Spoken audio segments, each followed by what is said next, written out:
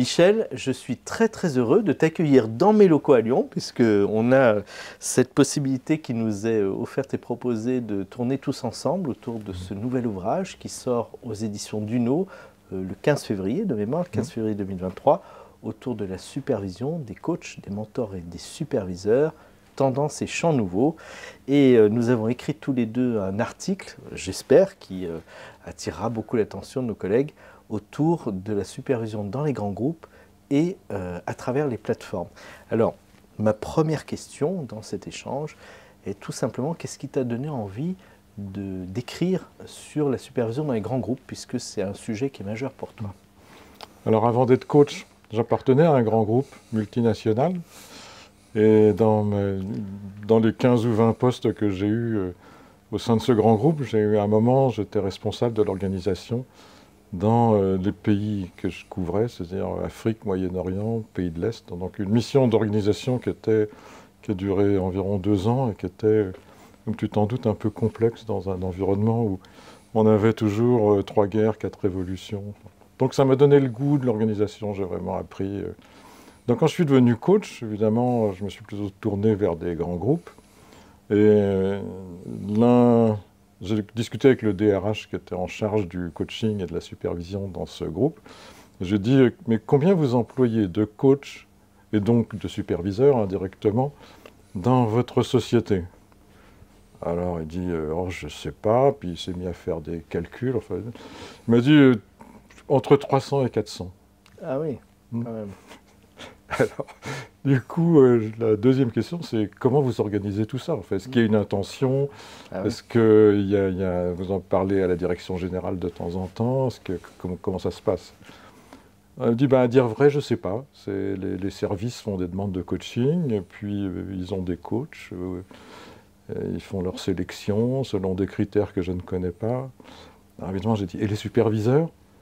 Elle dit, tu sais, c'est en 2016. Hein, donc, ouais, c'était encore jeune pour le métier, c'était presque la préhistoire du métier. C'est ça, voilà.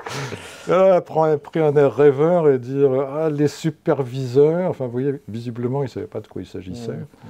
Donc, ce que j'en ai conclu, c'est, bon, ils ne savaient pas ce que c'était que les superviseurs, ce que c'était que la supervision. Ils ne savaient pas comment les coachs recruteraient les superviseurs, si ces superviseurs étaient compétents ou non. Enfin, il y a une foule de questions derrière qui se posaient.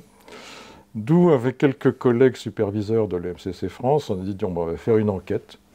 Et on a fait une enquête sur 22 groupes, pardon.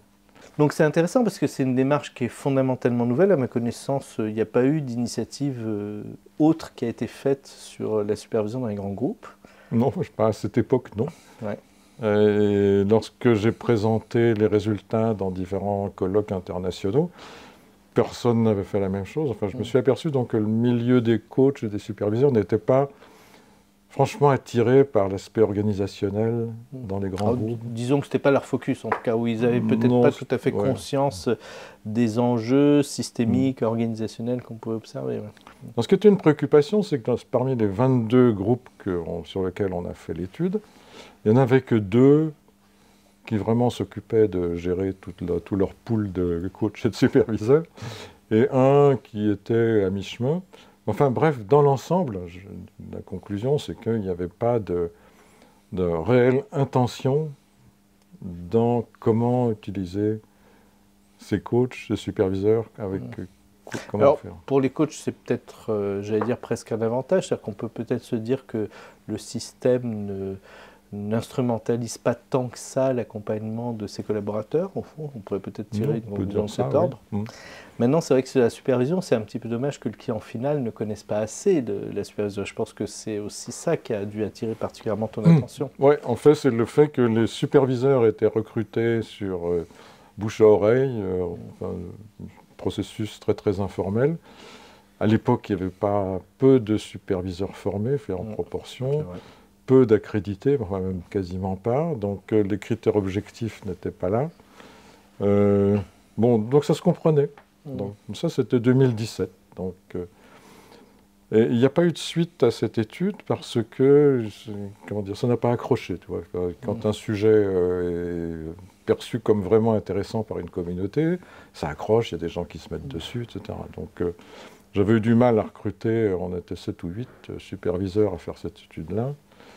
Mais je pense que ça arrivait tôt aussi déjà, et peut-être qu'il n'y avait pas une conscience aussi forte des enjeux autour de la supervision, de l'accompagnement des systèmes aussi. Non, c'était trop tôt, Ouais. si tu veux. Je suis parti trop tôt sur ce sujet. C'est bien.